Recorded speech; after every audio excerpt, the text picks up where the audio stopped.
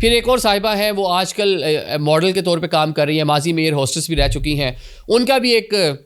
جو کہہ لیں کہ انہوں نے اپنا ایک ایکسپیرینس شیئر کیا ایک ٹی وی شو کے اندر، اور انہوں نے بتایا کہ جناب وہ ایک فلائٹ میں پاکستان آ رہی تھیں، اور وہاں پہ ایک صاحب انہوں نے جب جہاز بھی ان کو پرپوز کیا کہ آپ مجھے بڑی اچھی لگ رہی ہیں اور آپ مجھ سے اپنا جو ہے نمبر شیئر کر لیں، اور میں آپ سے دوستی کرنا چاہتا ہوں، میں آپ سے شادی کرنا چاہتا ہوں، اس طرح کی باتیں. وہ کہتے ہیں جناب دوران پرواز بھی مجھے تنگ کیا. جب پرواز اتر گئی، آئی تھنک سیالکوٹ کا ایئرپورٹ تھا، وہ برج کے باہر جا کے بیٹھ گئی، جب تک وہ نہیں آئے گی میں ان کے ملے بغیر میں نے جانا ہی نہیں ہے. فلاؤ پہ کے سیکورٹی کو بلانا پڑا، پھر ان کو باہر شہر بھیجنا پڑا. تو یہ ایک دوسری جانب ایک جو مائنڈ سیٹ ہے اس کی انہوں نے یہاں پہ عکاسی کی کہ لوگ کس طرح لوگوں کو تنگ کرتے. اب یہاں پر کچھ سوالات یہ پیدا ہوتے ہیں کہ اس طرح کے جو لوگ اس طرح کی حرکتیں کر رہے ہوتے ہیں، اکثر ہم نے دیکھا ہے بسز میں بھی لوگوں کو